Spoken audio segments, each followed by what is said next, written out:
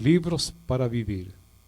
Comenzamos neste momento, via YouTube, a série Livros para Vivir, ou Livros para Viver, produzida pela Rádio Migrantes.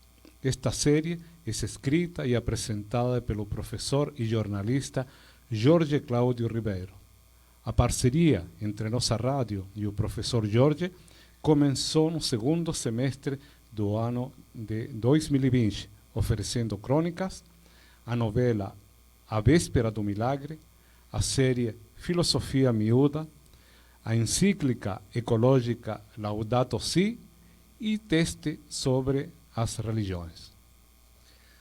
Você tem o hábito de ler? Quais os melhores livros que você já leu? Que efeitos lhe produziram? Livros são seres vivos que nos ajudam a viver. Temos com eles relações de amizade, de amor. O livro é vivo porque recebeu a seiva vital de seu autor, de sua sociedade e de sua época. Mas um livro ganha vida mesmo quando alguém o abre, lê suas páginas, reflete sobre elas e elabora ideias próprias. Uma obra sobrevive a seu autor. Muitas vezes ela fica esquecida para ressurgir tempos depois, graças à evolução das mentalidades e costumes da sociedade.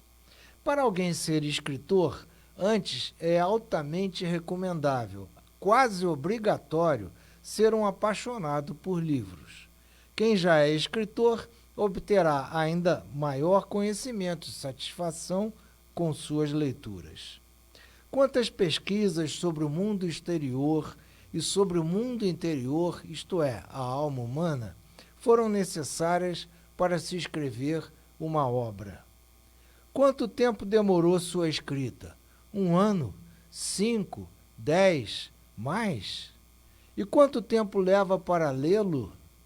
Algumas obras são divertidas e são lidas rapidamente.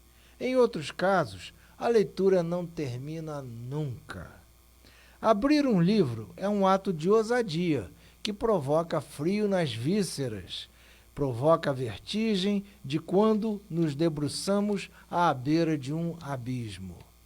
Como numa viagem, o leitor ousa sair de seu mundinho fechado pela ignorância e pelo conforto e enfrenta situações desconhecidas e até perigosas.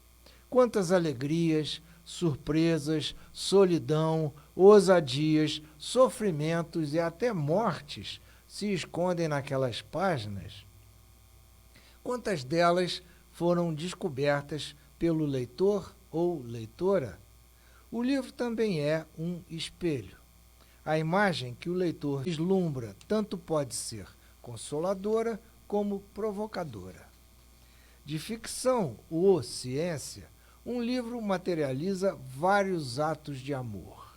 Representa um presente do autor para os leitores, ato também de acolhida do leitor daquela obra.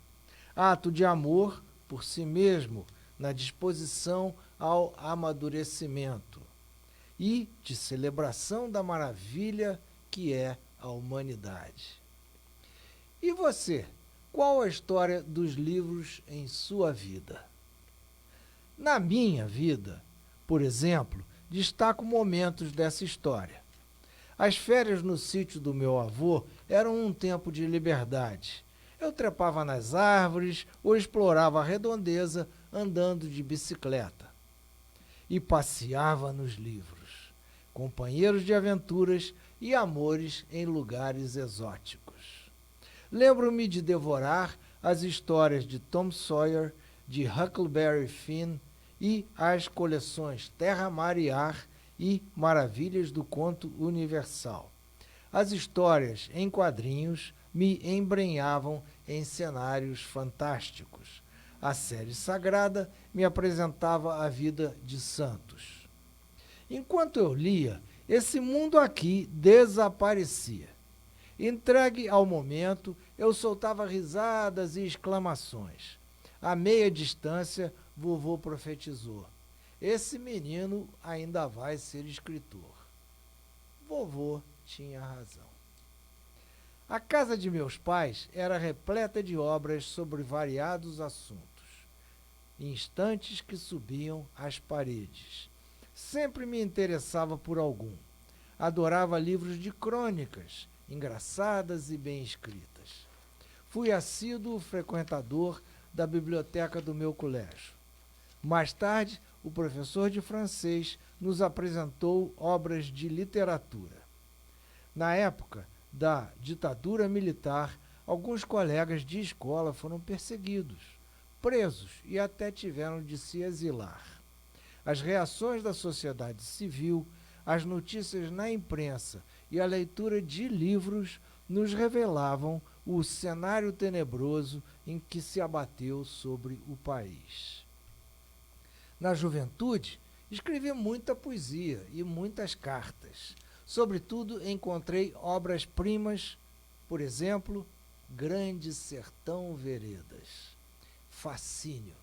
No início, eu não entendia direito a língua inventada por Guimarães Rosa. Superadas as 10 primeiras páginas, passei a sorver a poesia do texto aos pouquinhos, como um cálice de vinho do Porto. Também topei com Morte e Vida Severina, um auto de Natal pernambucano, escrito por João Cabral de Melo Neto, mais tarde transformado em peça teatral musicada por Chico Buarque. Os versos finais celebram o recém-nascido e espelham a atmosfera então reinante. De sua formosura, deixai-me que diga, ele é belo como um sim numa sala negativa. Leio de joelhos essas obras-primas, assim como leio o Salmo 22, a Alegoria da Caverna de Platão, a Ilíada e a Odisseia de Homero e tudo de Carlos Drummond de Andrade. Sempre mergulhado em livros, tornei-me professor e pesquisador. Escrevi 10 obras, sendo 5 de ficção e 5 acadêmicas, bem como centenas de crônicas. Tendo trabalhado numa editora tradicional, em 1991 fundei a editora Olho d'Água, que, durante 28 anos, publicou 150 obras e comercializou 450 mil exemplares. Continuo lendo e escrevendo, e a partir de hoje apresentarei a você livros que nos oferecem sua amizade.